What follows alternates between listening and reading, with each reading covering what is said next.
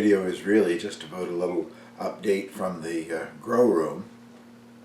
But first I want to explain the silly title, my mystical, magical elixir for plants. 4 or 5 years ago I used to do some hydroponic gardening in the wintertime. Haven't done it since.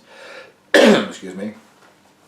But I used 3 solutions already prepared to mix into the water for nutrients for the plants. And 2 or 3 years ago I discovered how well that also works for a weak fertilizer continuously when you're watering seedlings in the house and whatever. And I've been doing it ever since, so I thought I would share that information and show you the product that I'm talking about. So without any further ado here, let's have a look at it and we'll mix up a pail of this magical elixir. Well, I recently ran out, and that's 3 new bottles that just arrived today. They're all made by General Hydroponics. Get mine from, oh dear, I think it was Winnipeg, Manitoba that they came from. Came in very quick time. I ordered them less than a week. This first one here is called Flora Micro, and it's micronutrients supposedly. And it gives the breakdown, if it means much to you. I always get them confused anyway, but 5, 0, and 1 is the fertilizer breakdown in it. And this one is Flora Grow, and the breakdown there is 2, 1, and 6. And this is Flora Bloom, which is supposed to produce blossoms, whatever, in order to get fruit on whatever it is that you're trying to grow. And that is 0, 5, and 4 in solution. And all I do is I have a syringe. I believe that came with the original kit, actually, when I bought them. They didn't send any this time, but it's a syringe without a needle on the end. It holds 12 cc's, and I fill that with each one of those and mix it into a pail of water, which I'll show you here in just a second. And I use it, you don't have to dilute it any further. I use it on all of the seedlings and things that I grow. After I've gone through a couple of pails of it, I tend to use just a pail of ordinary water the next time, and then I go back to mixing this again. But it produces very healthy plants in the house under lights, and I've never had it burn or hurt anything, so I just thought I would pass that on, and now I'll show you what it looks like when I mix it up. I've always used the same old yellow pail that I've had for 25 or 30 years. It doesn't have measurements on it to tell you what's in it. I fill it to about that level, which is down, the length of a finger from the top. I think it's roughly 2 gallons that would be in there now. And the first one that I'm adding is Flora Bloom. Not that it makes any difference the sequence. You can add them in any sequence. And I just take the syringe and sort of rinse it out each time.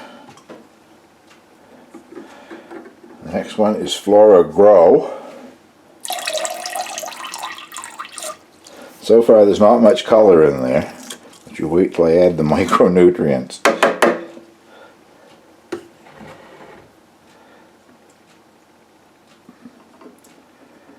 This one is Flora Micro, the third one.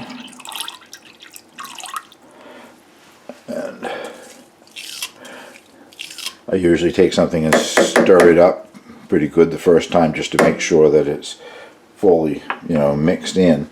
But that's what I've been doing for a number of years now with what I would call great success. Lovely, healthy looking plants growing under lights, getting all of the nutrients that they need. So that's just a little suggestion. I don't get anything if you rush out and buy this. It's just something that I thought I would pass on to you. Well, these are the lettuce that I started in that first in-the-house gardening video. I'm not sure how long ago that was, now it's getting close to a month. And I put several seeds in each pot and got very good germination. Now I have to murder some of them.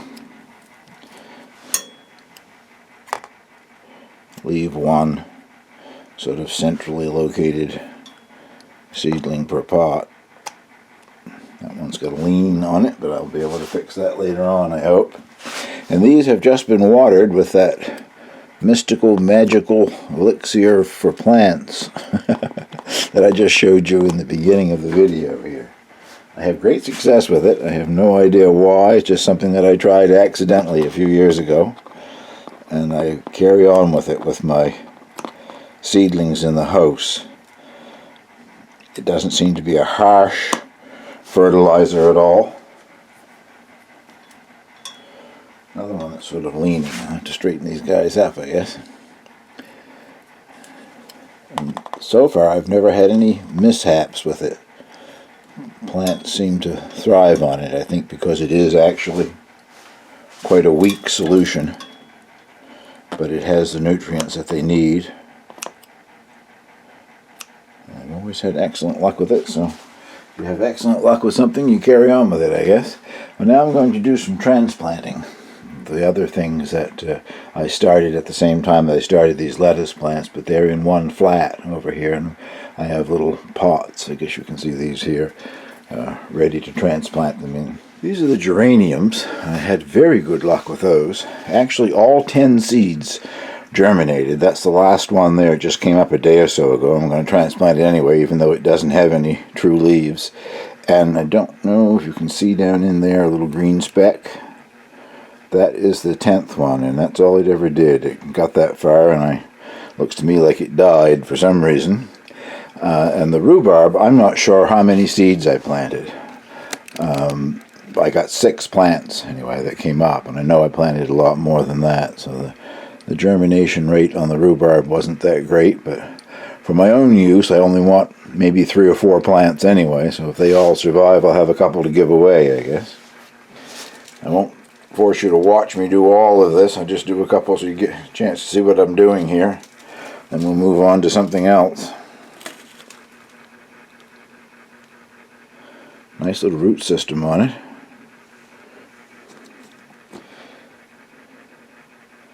And this potting mix is just barely damp once I get them all transplanted. I may even do a bottom, well no, I guess I can't do a bottom watering because the heat pad thing is under this, and that's one of the reasons why I want to do this transplanting today. I want to start some more things that need bottom heat. Excellent roots.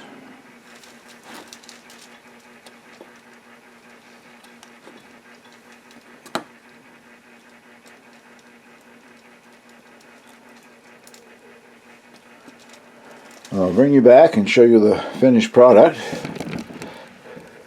Actually, maybe I'll do 1 or 2 more. I just realized you weren't seeing what I was doing anyway. I need a cameraman, obviously, or camera person, I guess, in this day and age.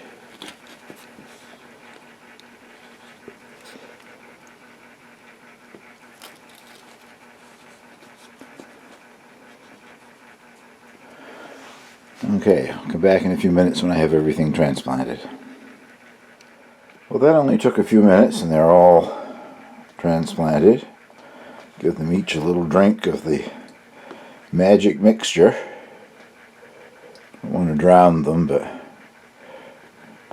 want to make sure that their roots are well watered in. To make sure that they transplant well. Fingers crossed.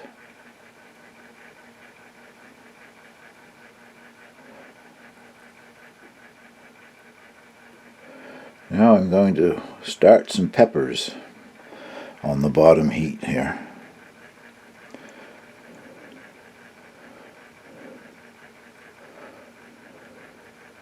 Not as many as I grew last year, but I think maybe 4 varieties, I guess, this year.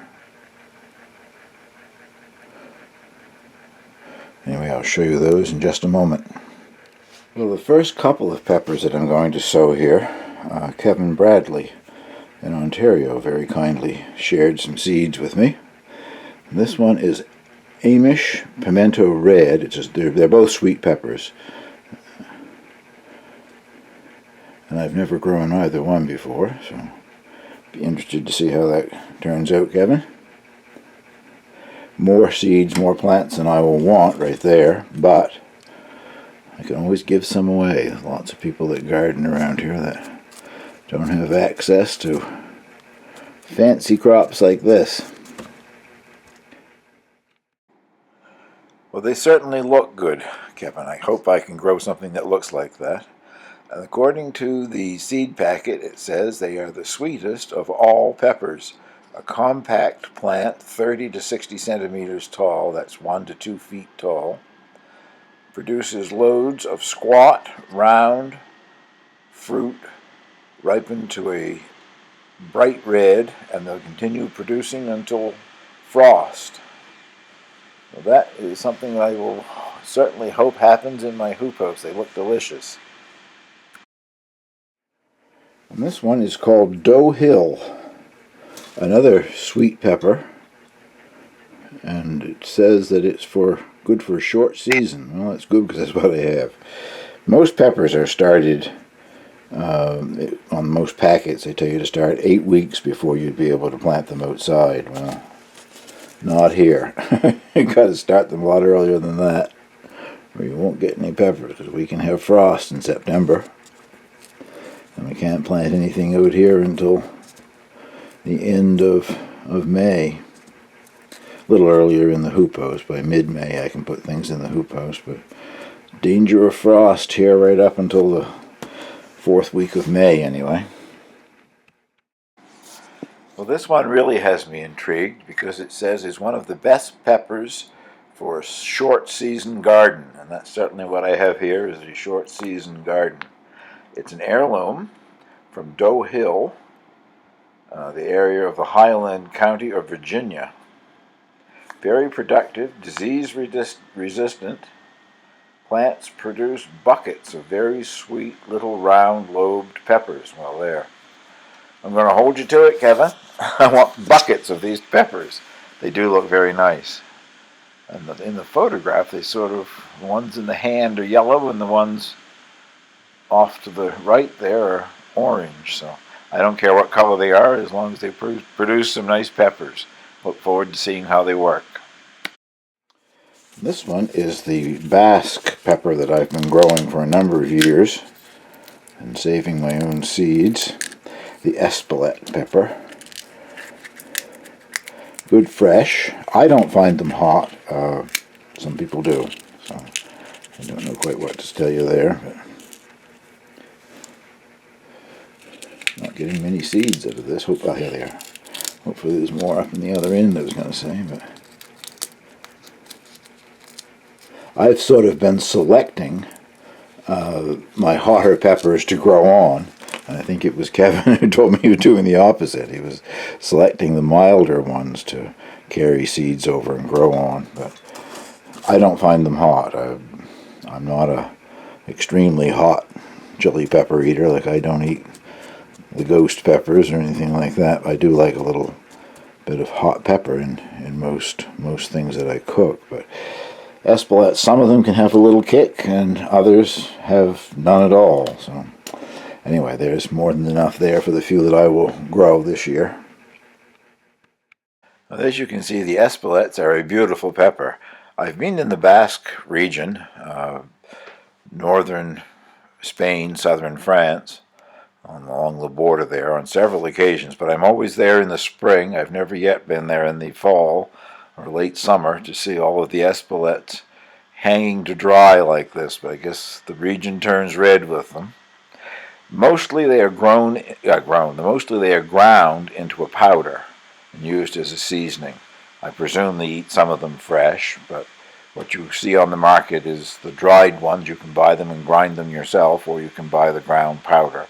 And I have quite a bit of the powder left from another grinding that I did another year, but I always like to grow some more of these on each year to make sure that I keep them going. And the last one is, I'm calling it my Thai chili. I don't have a clue if it is or it isn't. Something strange happened to my Thai chilies this year. I think they cross-pollinated with something else the year before when I saved the seed. They're much larger than a Thai chili should be. Still had lots of heat, so that's okay with me. I'll grow them on. That's what I wanted them for, I guess. I've just got super Thai chilies for some reason. Hard to say what they cross-pollinated with because I always have numerous kinds growing in the hoop house, and doors open all day so the bees can come and go. Well, that is everything planted anyway. Now I'll show you what I do with them. They're on bottom heat already. This is called Jumpstart, this particular one, but it's a seedling heat mat. For years I just used an ordinary household heating pad set on the very lowest setting with like a towel over the top of it or something, and that worked fine. But a few years ago I splurged and bought myself the real thing. And I'll show you now what I do with these when we wait for them to come up. The Thai chilies are definitely a hot chili. There are chilies that are much hotter. In my opinion, those would just be if you want to torture yourself. There's plenty of heat in a Thai chili. I really enjoy them. You can dry them and keep them for years in a sealed bottle and they would be fine.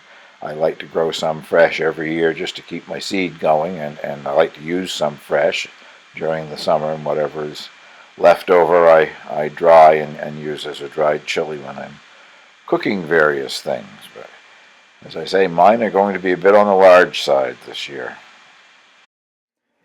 Well, all I do is I take a piece of plastic wrap and an elastic band to hold it on, and that keeps the moisture in so that they don't dry out. And I don't think I mentioned that peppers really benefit from being on bottom heat. Peppers require warm soil in order to germinate.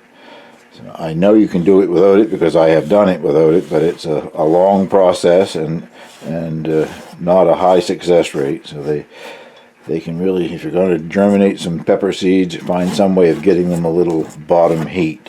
I've heard people say that they put them on top of the refrigerator.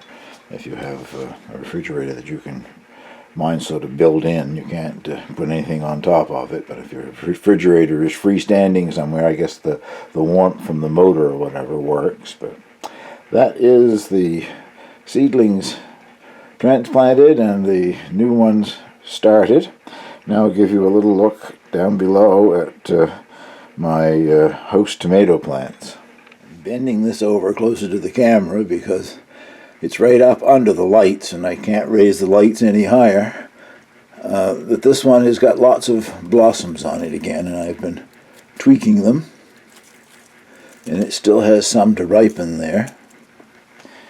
And the other one next to it here has also got some that are ripening. And if you remember, the one that had grown, full grown downstairs and had produced all kinds of fruit for me, finally started to stop blooming, so I cut it back. Well, that killed it. I left one of the stems that I cut back had 2 or 3 green leaves on it, but they just dried up and went away. So all I have now are these 2. Try to keep them going until I get some more ripe fruit so I can save some seeds. Now I'll give you a little look at my Tahitian squash, which are ripening quite nicely.